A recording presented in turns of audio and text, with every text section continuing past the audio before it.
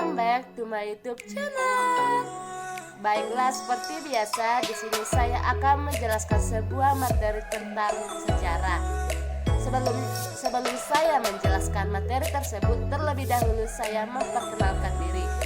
Saya Rosita Manalu dengan nomor induk kemahasiswaan 1905 112708 dari Prodi Pendidikan Sejarah dengan dosen pengaku Bapak Titi Setri peserta SPD. Di sini saya akan menjelaskan dampak kedatangan Spanyol dan Inggris di Indonesia. Yang pertama, Spanyol. Spanyol adalah bangsa berikutnya yang sampai ke Indonesia ketika anggota ekspedisi Magellan yang dipimpin oleh Juan Sebastian Elcano sampai di Maluku. Ekspedisi Ferdinand Magellan berangkat pada tahun 1519 dari Spanyol dalam upaya mencari jalur ke Maluku ke arah barat sebagai alternatif jalur ke arah timur mengitari benua Afrika yang dikuasai Portugal.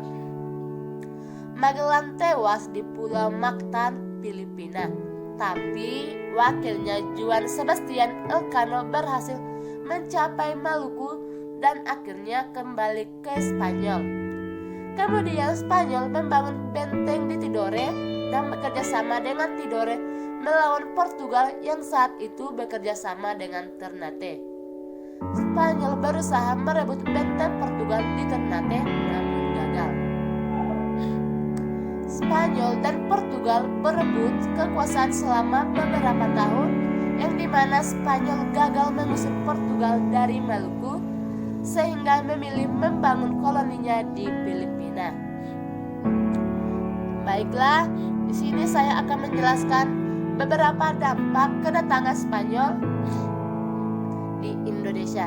Yang pertama, timeline tanggal 22 April 1529. Yang pertama, tersebarnya bahan makanan dari koloni Spanyol di benua Amerika seperti cabai dan tomat.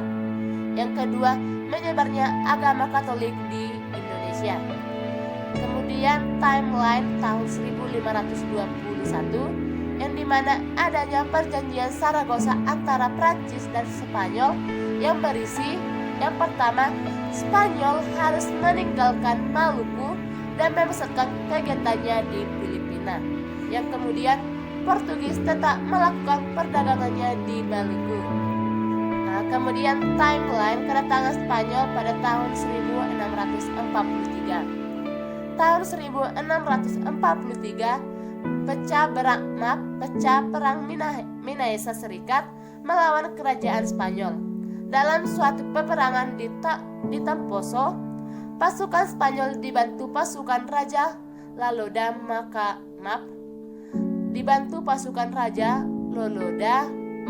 Mako Agau II yang dimana dipukul kalah mundur oleh gabungan pasukan Serikat Minaesa. Baiklah, pada slide berikutnya saya akan menjelaskan dampak kedatangan Inggris terhadap Indonesia. Yang kedua, Inggris sampai di Indonesia ketika ekspedisi pertama Inggris yang dipimpin oleh Sir James Lancaster sampai di Banten pada tahun 1602. Lancaster membuka pusat dagang pertama Inggris di Indonesia di Banten. Inggris juga berupaya mencari sendiri jalur perdagangan rempah-rempah karena saat itu sedang berperang dengan Spanyol. Inggris kalah bersaing dengan Belanda di Indonesia dan tidak bisa menguasai sumber rempah-rempah di Maluku. Akibatnya, Inggris lebih memilih mengembangkan kekuasaannya di Hindia Barat atau lebih dikenal dengan Laut Karibia dan Amerika Utara. Di sini saya akan menjelaskan dampak kedatangan Inggris di Indonesia di berbagai bidang secara rinci. Yang pertama, bidang politik.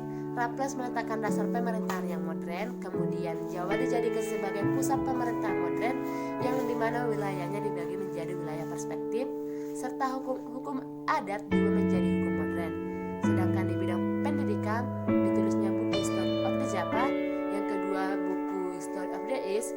Berikutnya, Raffles aktif dalam mendukung Batavia's Genoschap dan serta ditemukannya bunga Rafflesia dan dirintisnya kebun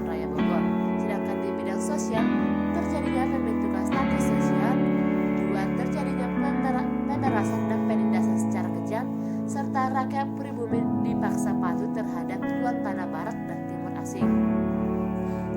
Sedangkan dalam bidang ekonomi, perkebunan di Jawa terus berkembang, tetapi di Sumatera sulit untuk berkembang sehingga dilakukan transmigrasi. Berikutnya, pengusaha pribumi dengan modal kecil kalah bersaing dengan pengusaha dengan besar. Karena orang yang memiliki modal besar memiliki pintu yang besar dalam perdagangan. Berikutnya, diperkenalkannya sistem sewa tanah. Sedangkan di bidang budaya, imperialisme dan kolonialisme membuat peranan politik para elit. Berikutnya, berkembangnya budaya barat secara luas serta upacara dan tata cara kerajaan disederhanakan. Baik, demikian materi yang dapat saya sampaikan pada hari ini.